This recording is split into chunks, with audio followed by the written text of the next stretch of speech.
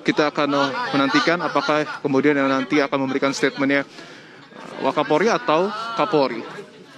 Kita tunggu sejenak, Livi dan juga saudara.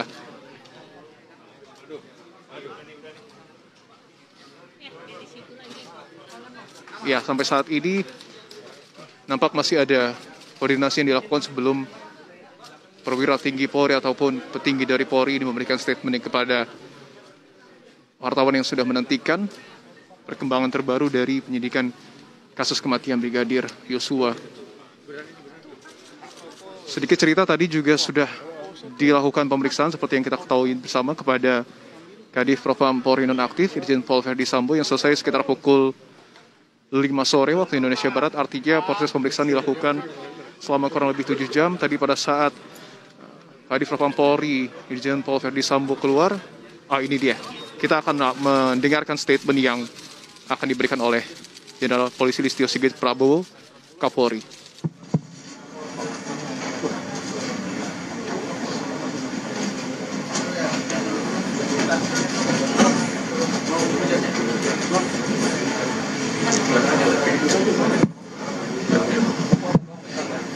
Assalamualaikum warahmatullahi wabarakatuh.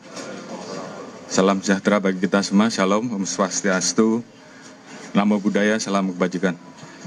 Yang saya hormati rekan-rekan tim sus, rekan-rekan media, sesuai dengan arahan Bapak Presiden beberapa waktu yang lalu bahwa beliau memerintahkan kepada kami untuk membuka secara transparan, jujur, sehingga proses penyidikan ini betul-betul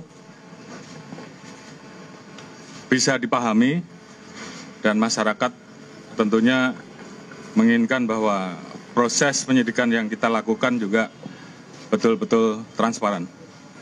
Beberapa waktu yang lalu kita sudah melaksanakan penonaktifan, kemudian juga kita membuka ruang untuk melaksanakan otopsi ulang.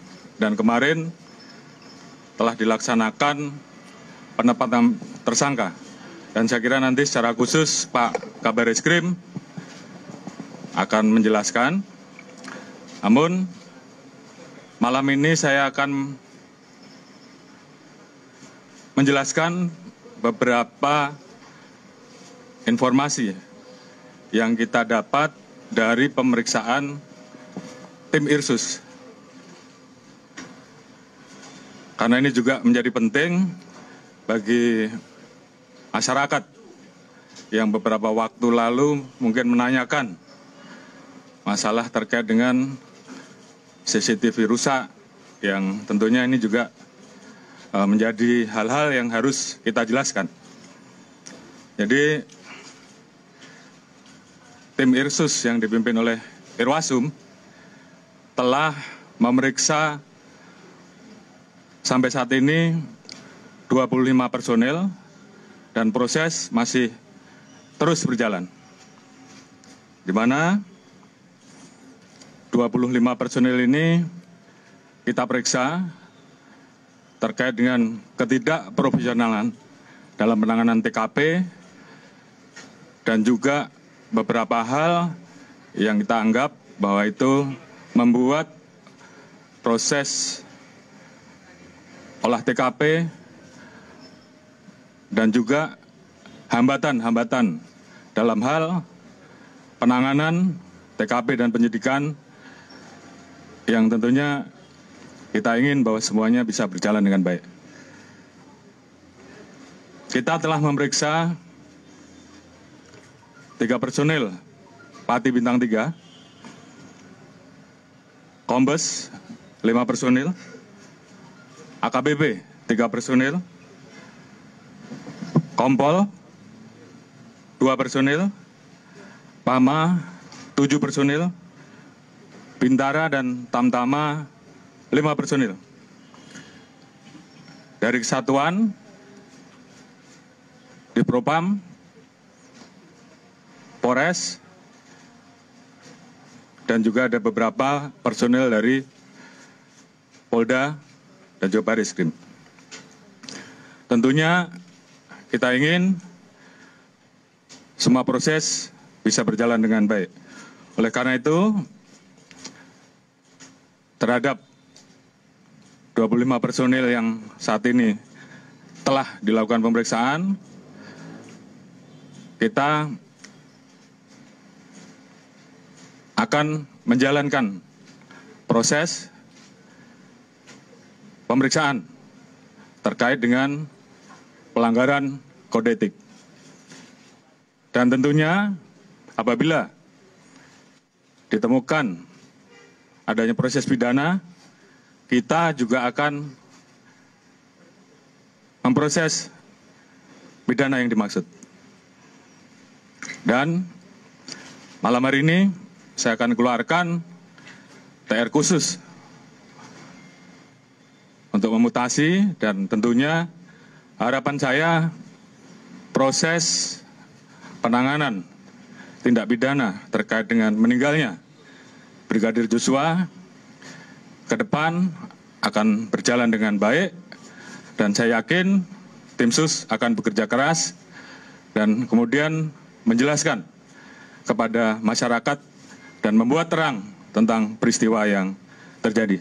Mungkin Pak Kabar Eskrim bisa menjelaskan terkait dengan proses penanganan yang saat ini dilakukan. Silakan. Terima kasih Bapak Kapolri, yang terhormat Bapak Kapolri, Bapak Wakapolri, dan para pejabat yang hadir pada kesempatan rilis pada sore hari ini. Yang saya hormati rekan-rekan media, atas izin Bapak Kapolri, saya akan menyampaikan proses penyidikan yang dilakukan oleh jajaran Barreskrim Polri terhadap LP yang dilaporkan oleh keluarga Joshua dan LP limpahan dari Polda Metro Jaya yang berisi laporan dari Ibu Putri yang pelecehan, kemudian yang kedua laporan tentang ancaman pembunuhan yang dilaporkan Baradae terhadap Joshua. Seperti yang rekan-rekan ketahui bahwa hasil penyidikan yang dilakukan, jajaran Barreskrim sudah memeriksa sampai dengan hari ini 43 saksi. 1 orang sudah ditetapkan sebagai tersangka.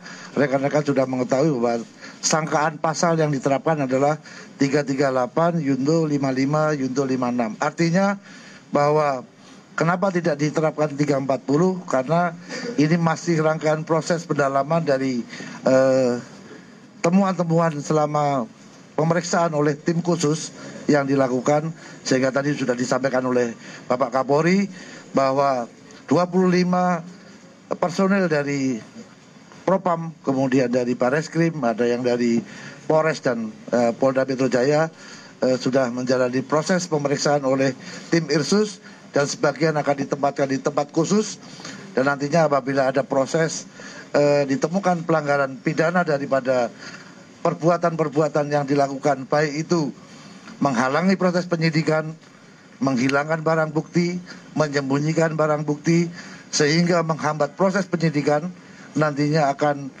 setelah menjalani proses pemeriksaan kode etik, rekomendasi daripada Bapak Irwasum nanti akan kita jadikan dasar apakah perlu kita lakukan peningkatan status mereka menjadi bagian daripada para pelaku yang tadi ada pasal 55, 56 adalah ada yang melakukan, turut serta melakukan, menyuruh melakukan perbuatan pidana, atau karena kuasanya dia memberikan perintah untuk terjadinya sesuatu kejahatan, termasuk memberi kesempatan dan memberi bantuan sehingga kejahatan itu bisa terjadi.